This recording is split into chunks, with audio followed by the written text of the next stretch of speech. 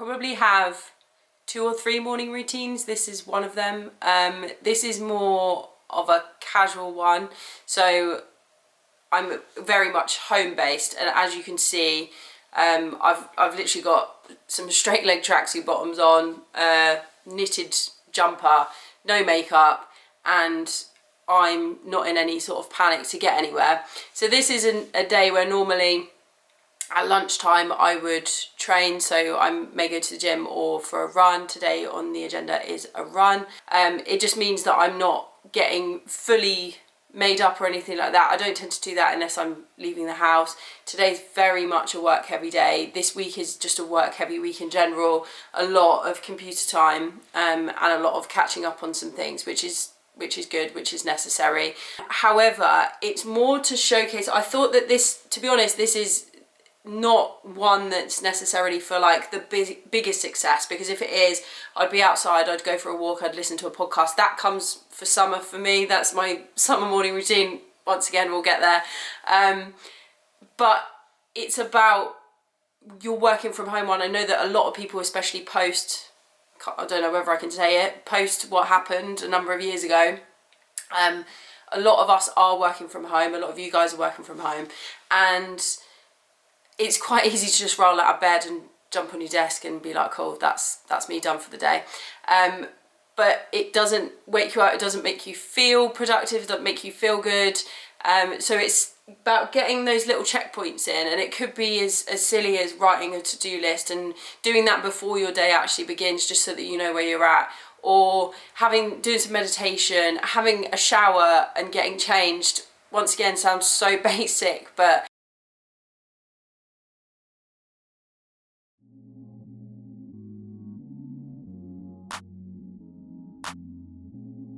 morning. So as you can see, the first thing I do is make my bed. It sounds so stupid, and it doesn't sound stupid because everyone says it, but I'm one of those people that was like, why does that make any sort of a difference? It genuinely does, because I used to get up, get coffee, and then be like, oh, I'm just gonna get back into bed for a bit and like watch YouTube or whatever, and then an hour later and you're like, oh god, now I've got to get up and get ready for work, and it just sets you on a bad tone. When the bed's ready, it means A, you can't get back into it. It also means that every time that you were to come into the room, or like when you've had a shower or anything like that, it's just a nice space to be around. So that's why I like to make it in the morning. My throat is a little hoarse because I am yet to eat or drink anything, because I need to have my sim proof before I do so. So let's go downstairs and get that sorted. Cheers.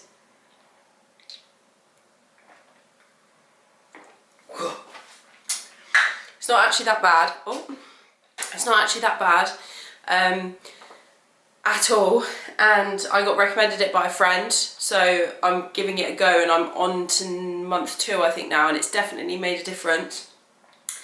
I do that as soon as I can in the morning, because you can't eat or drink anything for 10 minutes, and I like to have a coffee, but also I need to down about a litre of water, because like I said, my throat is feeling a little bit dodgy. So I'm taking that now, so in 10 minutes I'll be able to have some water, have some coffee, and move on with my life. Right, so I've had a shower and brushed my teeth. Obviously, I didn't take you along for that bit, just because, well, for obvious reasons.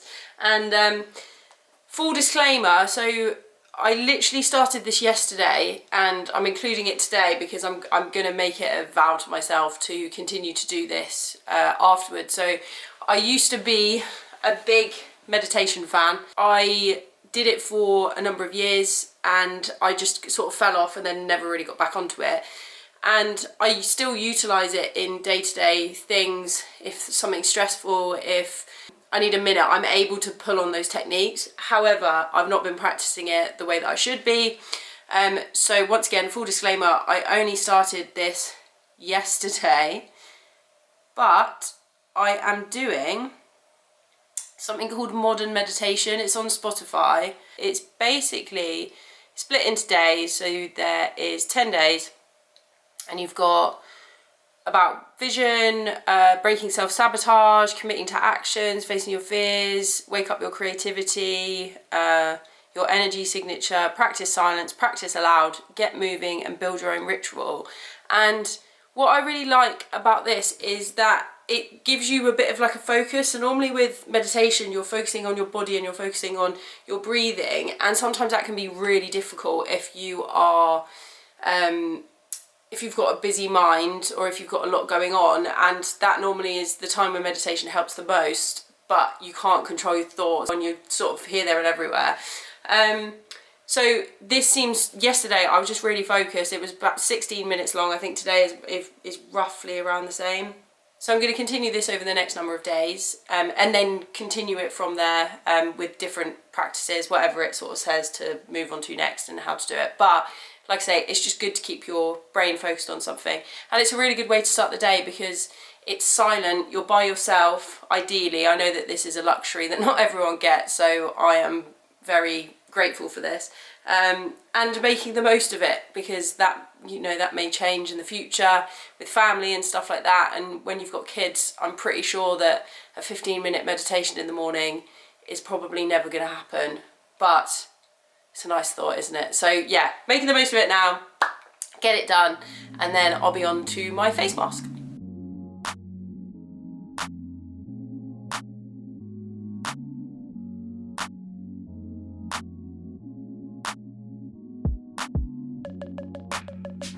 So I like my coffee very, very sweet, and I use this bulk 0 calorie syrup. I have about 4 things of that. And then I just use a little Starbucks Nespresso capsule.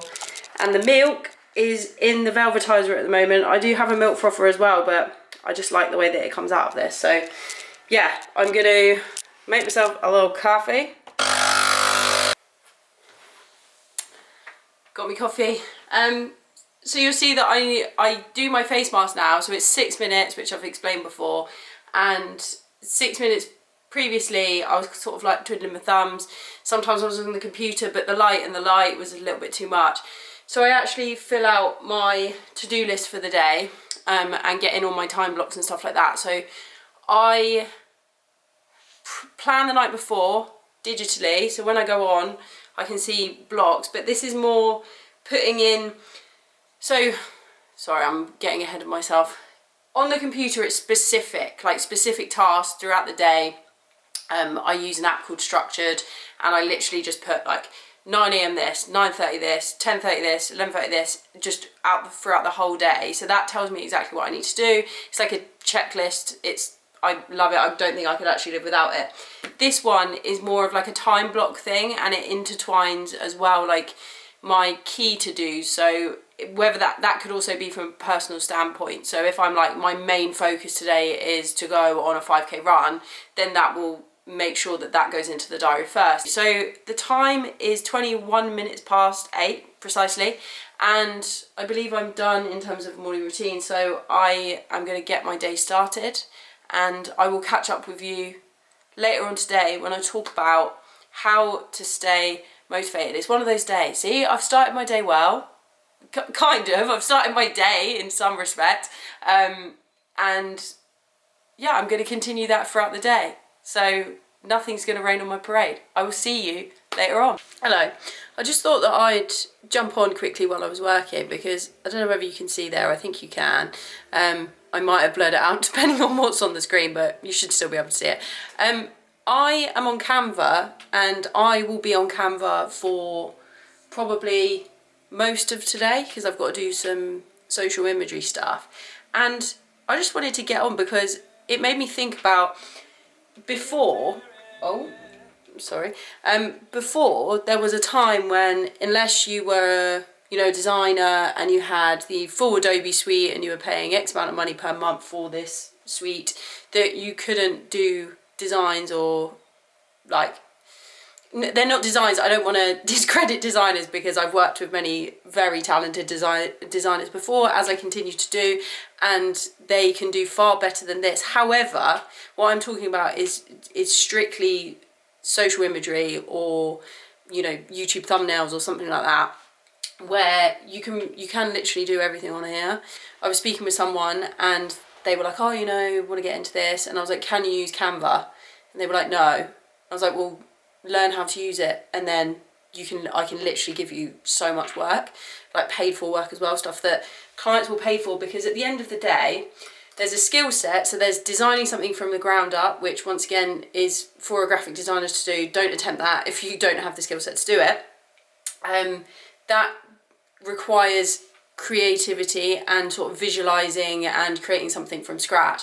Whereas with Canva, you can create things that are a bit more simplistic, but that really do the job.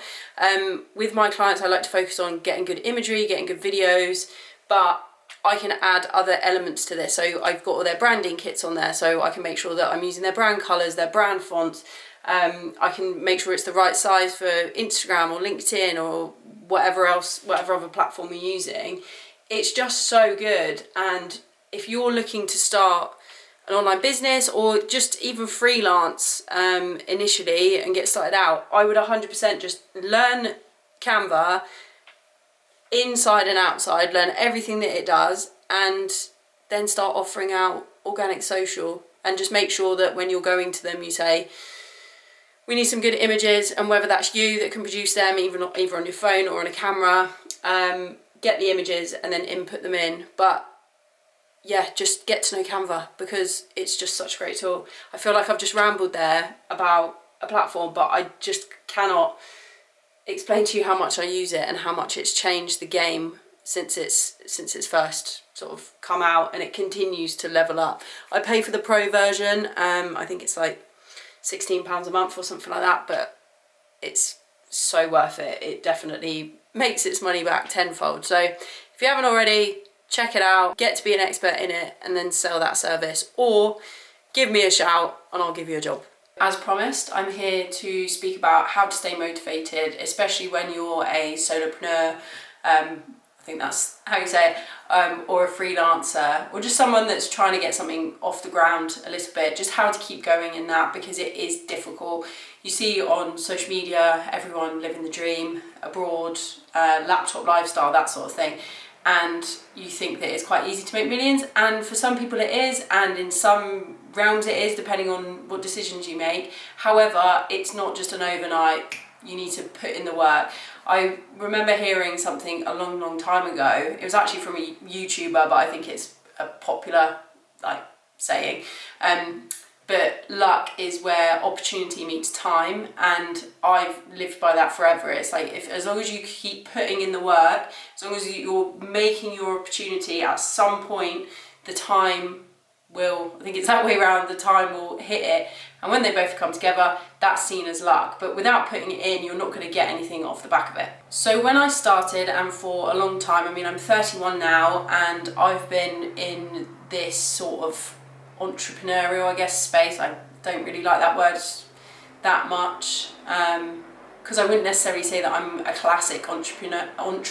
You've got like the Richard Bransons of the world that are geniuses, and I'm not in that category. I just like starting businesses. I like working for myself. I've done this multiple times before, to varying degrees of success. I am going to go deeper into that in another video at a later date, but for the moment, yeah, historically I've always wanted to work for myself, and normally this was due to chasing money.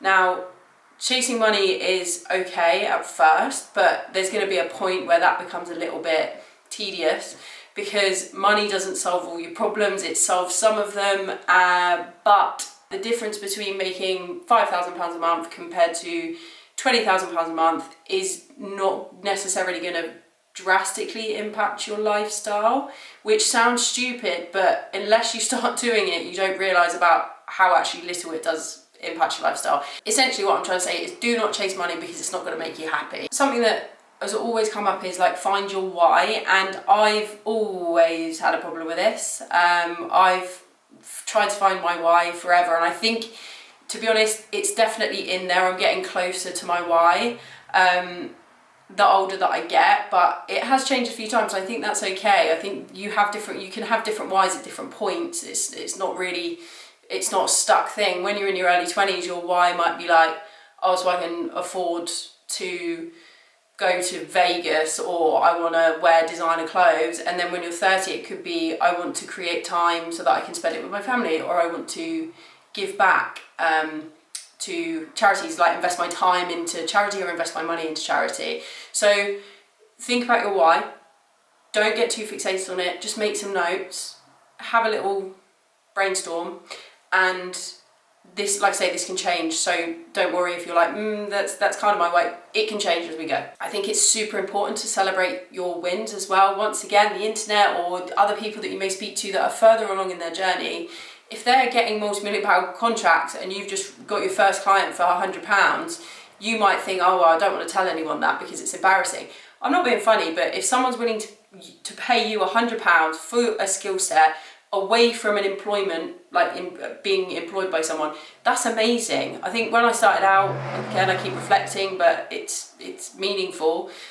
I was trying to charge 50 quid for whatever I could, and I was producing videos. I mean, they weren't good, but I was going and shooting for a whole day and editing and stuff like that for like £50, because I was like, I need to get some work. I want to build these relationships. And 10 years later, and I'm still in contact with a lot of those people, and also as well, those people go to other places, and the more that you grow and the more that you are seen to grow and your expertise, they know that 10 years ago you may have been starting out, but you could still do a pretty good job and you charge 50 quid. 10 years later, if you can do an amazing job, you can then charge £5 for the day. Do you know what I mean? So yeah, celebrate your small wins and don't feel embarrassed by them. Everyone's got to start from somewhere, and like I say, it's unbelievable when someone's willing to part with whatever amount of money for you to do a service. But also, as a side note, don't undervalue yourself. If you have been doing something for 5 years, figure out how much someone else would charge for that and then do it. Just because you're new to the game doesn't mean that you're worth any less than someone else. I think putting systems in place is a really good way to stay motivated, because you need your routines, you need your habits. Like I did this morning and spoke about my morning routine. If you don't have those things, your structure goes out the window, and then it's so easy to lose motivation because you just have no order to anything. You don't know whether you're coming or going. You wake up in the morning, you roll out of bed, you jump on the computer, you do something, you might go out, come back. It just doesn't mean anything. You need a full-blown system in place. And I always speak about like the pie chart sort of thing, so the pie chart of life, and you can't have everything full at one particular time, but you do need little bits in each of them. So that could be family, friends, work, passions and hobbies, etc. Make sure that you're filling a little bit of these pie charts day to day. One of them's always going to be more full, or two of them are going to be more full. I got sidetracked there and I'm not sure what point I was making, but yeah. Oh, it was about the routine. So in having a routine, it means that you can factor in all those other things. So it's not just I'm going to work for 20 hours a day and I'm never going to see my family ever again in my life. It's, okay, let me work for 8 hours here. In the evening, I'm going to go for dinner with my family. I'm going to come home. I'm going to take a nice relaxing bath. I'm going to get 8 hours of sleep.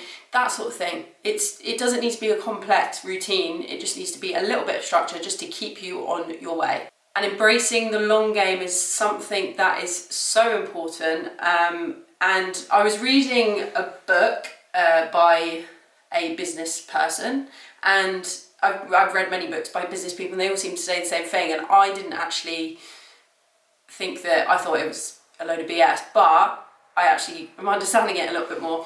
Enjoy the process, because when you get there, it's not as good as you normally enjoy the process of it, rather than getting to your goal, for example. So if your goal is to earn $1 million, the path to earn $1 million is normally a lot more interesting, fun, fulfilling than actually getting to said million. Embrace the journey, embrace the long game. When I was 18 years old, people would say to me, get a real job, do this, do that, do this, and I was like, oh, whatever. Without listening to other people, without embracing the long game, I wouldn't be where I am now and where I know that I'm on my way to, because I would have just burnt out. I lost money, I started businesses, I lost businesses, my mental health was in tatters. All of this stuff was late teens, early 20s, and by here, everything has changed monumentally, but that's because I didn't just stick to my own guns and go, well, I'm going to do whatever I want because it's my life and I can do it. Yes, it's your life, but learn. Don't think that you know everything. When I was 19 years old, I thought I knew everything. I thought I could start a business. I thought by watching YouTube or reading a couple of books, I was ready to take on the world, and I wasn't. And you could be. I'm not saying you can't be. Anything is possible, especially nowadays. but just give it time. Learn from other people, learn from being in employment. If anything, being in employment teaches you how to communicate with people, how to build out teams, how other business owners run their business, and what you like and what you don't like. Use that for your future business. It's so important to just learn different skill sets, jump to different jobs, do 2 years at one job, 2 years at another job, 2 years at another job. If you know that you're not going to play the career game, do it for only a couple of years at a time. That's absolutely fine. Some people really squash it down, but that's what I did, and it was amazing because at each different job, although it was technically very similar things, it was always different skill sets, like in its entirety. So I just learned so much. And then coming out the other side of that, I now feel like I've got a bit more of a full suite. However, I'm still learning from people. I'm still asking questions. I'm still speaking to my clients about how they run their businesses even, you know, even though they're not an agency, how do they run a business? They're earning multi-millions of pounds. That's where I'm heading towards. So tell me what to do. Anyway, I can see that I've been speaking for a long time. Hopefully I've edited this down, but we'll see. I think just in terms of like staying motivated, once again, the internet. I know I keep referencing the internet, but I'm on the internet. It's quite an easy one to reference. It's easy to think that people are motivated all the time. People aren't motivated all the time. Say you've got a 5-day working week. 3 out of those 5 days might be super productive, super motivated. 2 might be a bit shit, but that's okay. You don't need to be motivated 100% of the time. Just when you need a bit of a kick up the arse, or when you need to have a productive work period of time, get into that flow state. Listen to certain music that you like listening to. Make sure you've got your structures in place. Make sure that you're not just going after the money once again, because it won't fulfill you, and your turnover will be high because you're not going to look after. I'm speaking about being an agency. You're not going to look after your clients. You're going to get them to sign the contract, get the first invoice, and then probably forget about them. And then in a couple of months' time, they're going to cancel on you, and then you're going to lose that money. It's about retention. It's about building those relationships. I always bang on about them, but it's true. So stay motivated, because you will reap the rewards at the end. And I think that's probably it on this topic. So I'm going to shut up now. I'm going to make some lunch, and I'll catch you either later on or tomorrow.